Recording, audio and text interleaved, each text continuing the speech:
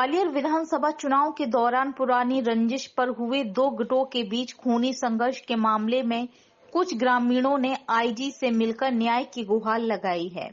शिवपुरी के नरवर इलाके के चकरामपुर गांव में हुई घटना को लेकर ग्रामीणों ने रेंज के आईजी श्रीनिवास वर्मा से मुलाकात की। यह सभी ग्रामीण कुशवा समाज से हैं और उनके परिजन इस मामले में आरोपी बनाए गए हैं। आईजी से मिलने पहुंचे ग्रामीणों का आरोप है कि पुलिस एक तरफा कार्रवाई कर रही है, जिससे आरोपी पक्ष के लोग गांव में अपने घर मवेशियों की देखभाल और खेती पर नहीं जा पा रहे हैं। उनका आरोप है कि जिन 3 लोगों की संघर्ष के दौरान मौत हुई है, उनके घर वाले कुशवा समाज के लोगों को गांव खाली करने की धमकी दे रहे हैं, लेकिन पुलिस सिर्फ कुशवा समाज को टारगेट कर रही है, जबकि वह भी खुद पीड़ित है। उनका कहना है कि राजेश भदौरिया और भूरा ने आरोपी पक्ष के दिनेश कुशवा को पूर्व में गोली मारी थी। इस पर 307 का मुकदमा दर्ज हुआ था, लेकिन पुलिस ने कोई गिरफ्तारी नहीं की। कुशवा समाज के 16 लोग अब तक पुलिस में हाजिर हो चुके हैं। बावजूद इसके अज्ञात के नाम पर कुशवा समाज के लोगों को प्रताड़ित किया जा रहा है।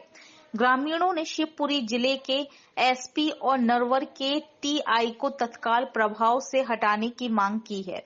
ऐसा नहीं होने पर वह आंदोलन करने की धमकी दे रहे हैं।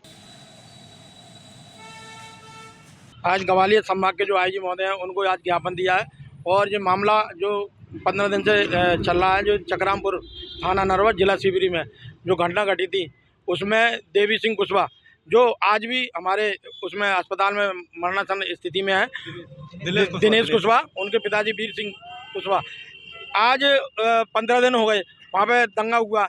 ये घटना है गणेश जी के टाइम की।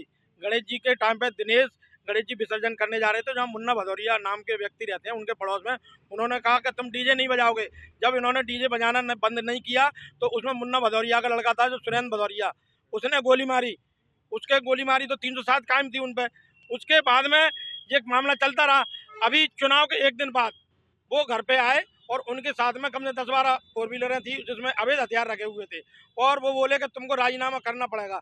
जब वीर सिंह जो कुशवा जी हैं उन्होंने कहा तुमने साहब पहले भी हमारे 307 की, हम राजीनामा नहीं करेंगे, कोर्ट करेगा न्याय, हम मान लेंगे।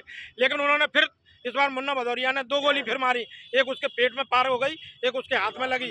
अब हुआ बलवा वहाँ पर, दोनों तरफ से लाठी भर से चले तो उधर से जो भदौरिया परिवार है उस तरफ से एक महिला और 3 लोग गंभीर रूप से घायल हो गए। गंभीर रूप से घायल होने के बाद में 2 की स्पॉट पे मृत्यु हो गई। तो उसमें जो एसपी है रघुवंत सिंह भदौरिया शिवपुरी के, उन्होंने 14 लोग हमसे कहा कि तुम उनको हाजिर कराओ। हमने उसी दिन 14 लोग हाजिर करवा दिए। उसके बाद में 3-4 लोग और उन्होंने हाजिर कर लिए और सब पे 302 लगाकर जेल भेज दिया। अब उसके बाद में शांति बन जाना चाहिए, क्योंकि हमने न्यायप्रिय तरीके से उनको हाजिर करवा दिया। उसके बाद में भी उनने अज्ञात एक सूची बना रखी है, वहाँ का क्या मनमानी करता है, किसको जो कुशवा टाइटल नाम का व्यक्ति है उसको गिरफ्तार करो और जेल भेजो। तो हमने इस संपूर्ण घटनाक्रम को लेकर आईजी महोदय को ये अवगत कराया।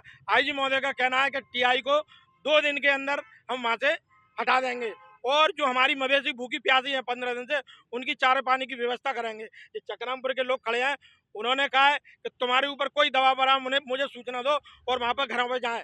अगर हम लोग घरों पे जाएंगे, आज घरों पे जाएंगे, अगर पुलिस प्रशासन उसमें दुर्व्यवहार करता है, दोहरे दर्जे की कार्रवाई करता है, तो ये अब कुशवा समाज बर्दाश्त नहीं करेगा।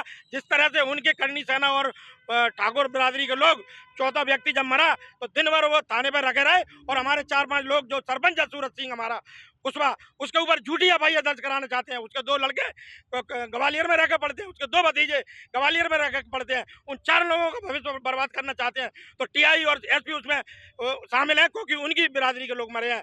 कुशवा बिरादरी के लोग निवेदन करते हैं, हम अनुशासित तरीके से उनको अवगत कराना चाहते हैं पुलिस प्रशासन को कि हमारे लोगों पर अब अन्याय करना बंद करें, वरना टीआई हट गया तो ठीक है, नहीं तो 3 दिन बाद हम भी नरवर जाएंगे और थाने का घेराव करेंगे, एसपी का घेराव करेंगे और न्याय की मांग करेंगे। जब तक हमारे लोगों को न्याय नहीं मिल जाता, अब चलेगा आंदोलन और ये कानून व्यवस्था भी बिगड़ सकती है और कानून व्यवस्था बिगड़ने की जिम्मेवारी वहाँ के टीआई और एसपी की है। और अगर वो मानते हैं तो ठीक है, वरना हमारे लोग लामबंद होकर वहाँ पर आंदोलन करने के लिए मजबूर होंगे। इसकी जिम्मेवारी शासन और प्रशासन की होगी।